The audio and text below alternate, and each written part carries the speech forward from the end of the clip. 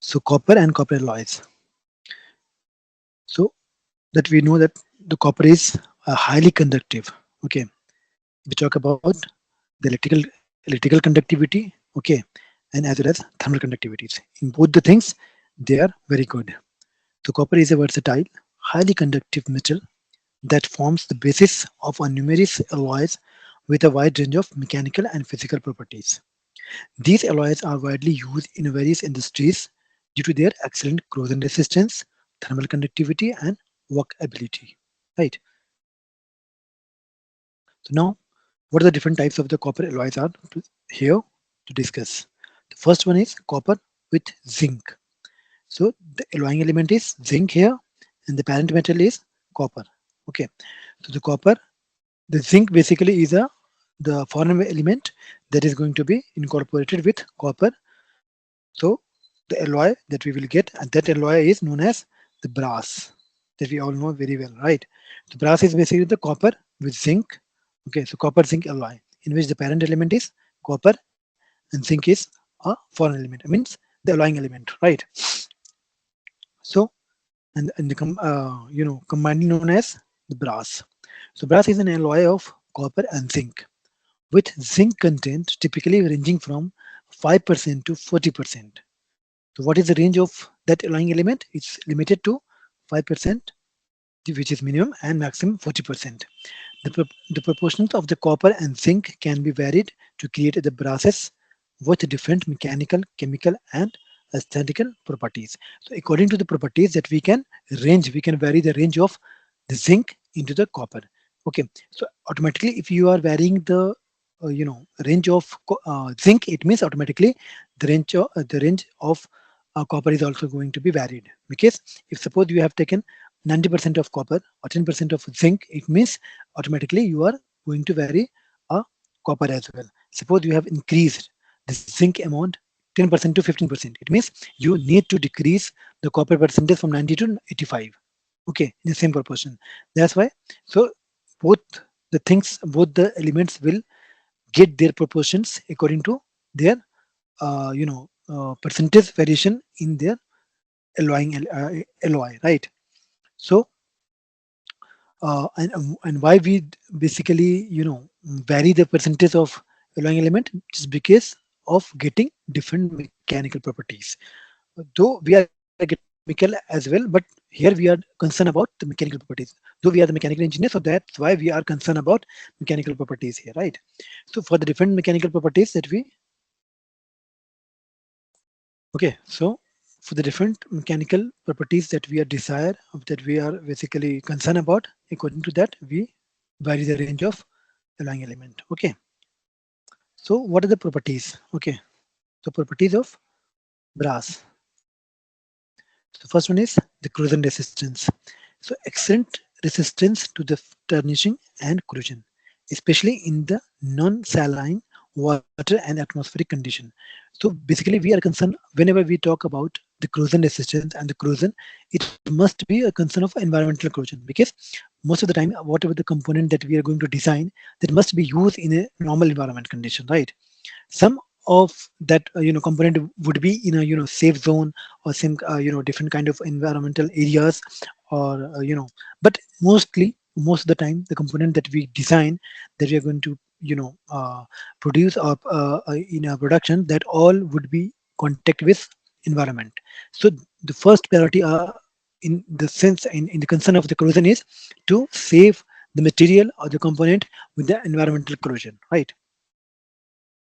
So this is the first priority whenever it comes to the corrosion into the pictures.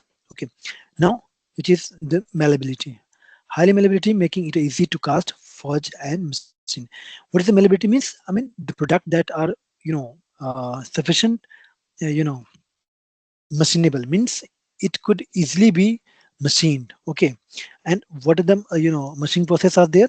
There are lots of machine process, like this machine, CNC, surface grinding. These all are the machining. Along with that, all that we have the forge. Forge, that we know what happens in the forge, that we heat the material. Okay, up to certain limit. Most of the times, up to the upper crystal level. temperature. Okay, and then we hammer, and then we give them shape by hammering them. Okay, that is known as forge. Okay, cast, that I've already discussed these things in last classes. The casting means it's a process, okay, in which we melt the material up to the sorry, we provide the heat and up to melting point, so that we are raising the temperature of the material up to melting point. So once you reach the material, once you reach the melting temperature, it means further giving the temperature heat to the material, that will be converted into the phase changes. So the temperature will remain constant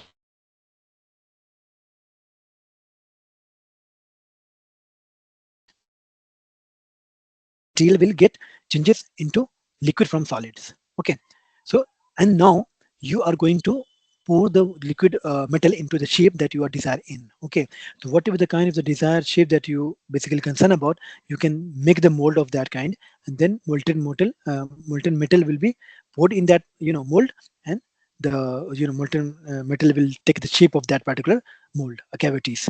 That is your final product. So this process is known casting. Okay, so these all of machining are basically easy in the case of the brass. Now the thermal and electrical conductivity, right?